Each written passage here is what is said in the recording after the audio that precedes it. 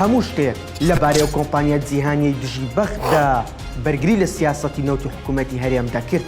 ئەو کۆمپانیا ڕاوێژکارە یاساییە چێە و چۆن بێویژدانانە لە ڕێی فێڵی یاساییەوە زیان بە میلەتان دەگەیەنێت پێشتر پارێزەرەکانی چیان بۆ حکوومەتی هەرێم کردووە.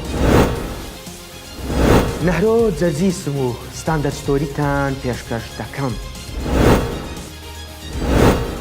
لە هەفتەی مانگی ڕابردوو کۆمپانیای گیبسن دوون بۆ ڕاوێژکاری و بەرگریە یاساییەکان راپۆرتێکی لەبارەی کێشەی نەوتی هەرێمی کوردستان و بەختدا بڵاو کردەوە. لە راپۆرتەکەدا هاتووە کە کۆمپانیا بیانیەکانی بواری نەوت ئەگەر لە چێشمە چێشمی نێوان هەرێم و بەختداددا زەرمەند بوون دەتوانن داوای قەرەبوو دژی بەختداد لە دادگا نێودەوڵەتیەکاندا بکەنەوە بە هۆکاری ئەوەی بەختدا کەسایەتی یاسایی نێودەوڵەتی هەیە بەرپرسە لە هەر زەرەرێک بە هەر کۆمپانیایەک بگات لە ناو عێراقدا هەرێمیش بەشێکە لێی. بڵاوبوونەوەی ئەم راپۆرتە وای کرد میدیاکانی حکوومەتی هەرێم و پارتی گرنگێکی زۆر بەو راپۆرتە بدەن وەک پاروێکی چەول بەکاریان هێنا بۆ ئەوەی پیشانی بدەن هێشتا کارتی فشاریان بەدەستەوەیە.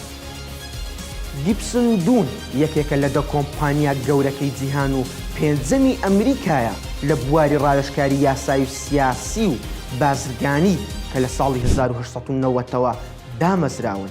زیاتر لە 1600 پارێزەر و لۆبیست و شارەزای ئابووری سیاسی و ستراتیژین بارەگای سەرەکیان لە لۆس ئەنجلۆسی کالیفۆرنیایە و زیاتر لە 60 وڵات چاڵاکن و مشتریان لە هەر یەک لە وڵاتانی وەکو ئیمارات و قەتەڕ و تورکیا و عێراق و هەرێمی کوردستان هەیە. بە پێی داتا بەیانکراوەکانی فەرمانگەی باجی ئەمریکی 130 داهاتیان لە قەتەر و ئیمارات دەست دەکەوێت. نوێنەرایەتی زیاتر لە 500 کۆمپانیای جیهانی دەکەن. شێوازی کارکردنیان زیاتر دۆزینەوەی فێڵی شەرعی و یاساییە. تیمی تایبەتی داتاشین و بزرکردنی بەڵگەیان هەیە. بە پێی قسەی خۆیان بوون بە ئەندام لە CIA ئاسانترە لەوەی ببیت بە کارمەند یان پارێزەر لەم کۆمپانیایە بۆیە دەبێت لە سەرو ئەو مەرجانەوە بێن کە پێویستە بۆ ئەوەی ببیت بەشیکەرەوە لە CIA. یەکێک لە هۆکارە سەرەکیەکانی وێرانبوونی تەواوی کیشوەری ئەفریقا چونکە بەرگری و نوێنەرایەتی کۆمپانیەکانی دەرهێنانی بواری خشک و ئەڵماس لە ئەفریقا کە تۆمەتبارن بەوەی بە هۆکاربوونەتە هۆی سەرهەڵدانی گەندەڵی بەرتیل پێدان بە دەسەڵاتدارانی ئەفریقی و دروستبوونی چەتە و گڕوپی مرتەزەقا لە وڵاتانی وەکو ڕواندا و تەنزانیا و ناوەڕاستی ئەفریقیا. لە ئێستادا لە شەڕی یاساییداین لەگەڵ ویلایەتی کالیفۆرنیا لە هەندێک داوای پەیوەست بە کۆمپانیەکانی لیفت و ئوبەرکە بە بکوژی سێکتەری کاری تەکسی و گەیاندن دادەنرێن و ڕێگر بوون لەوەی حکوومەت کۆمپانیای ئوبەر ناچار بکات بە پێدانی کۆمەڵێک مافی وەکو بیمەی تەندروستی و قەرەبوو لە کاتی ڕووداوی نەخوازراودا لە کاتی کارکردن. ڕێگرن لە بەردەم مافی سەدان هەزار کرێکار لەو بوارانەدا چونکە نوێنەرایەتی ئەو کۆمپانیایانە دەکەن.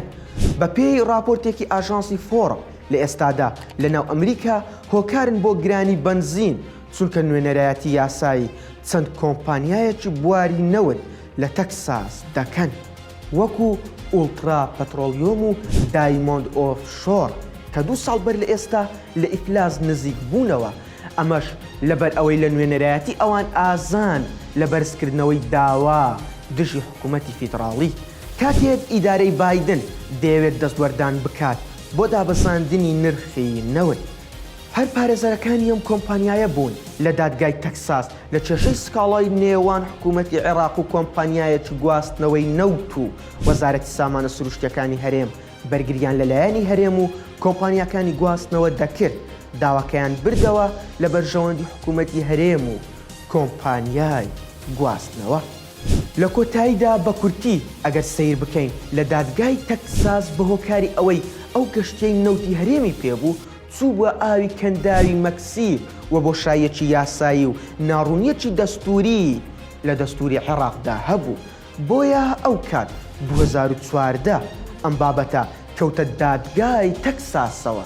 لە ئێستادا بەهۆی بڕیارەکانی دادگای دەستوری عێراقی ئەم فەراغە یاساییە پڕکراوەتەوە و هەر کۆمپانیایەکیش کە بەهۆی کارکردنی لە خاکی عێراقدا تووشی زەرەر بوو بێت سەرەتا دەبێت بە پرۆسەی دادگا عێراقیەکاندا بڕوات کە ئەنجام نەبوو دەچێتە دەرەوە. بەڵام کۆمپانیای گیبسۆن دوون ئەمەی مەبەست نییە، مەبەستیەتی زۆرترین مشتری کۆ بکاتەوە. بەم بابەتەش کە بڵاوی کردوتەوە دەیەوێت پیشانی بدات پشتگیری و دڵنیاییەک بۆ هەرێمی کوردستانی عێراق فەراهەم بکات لە بەرامبەر پارەیەکی خەیاڵی کە جارێکی تر خەرجەکەی دەکەوێتە سەرشانی هاوڵاتیانی هەرێمی کوردستان. ژێدەری ئەم بابەتە چێنەر عەڵڵا بوو. سپاس بۆ بینەربوون تا کاتێکی شاد.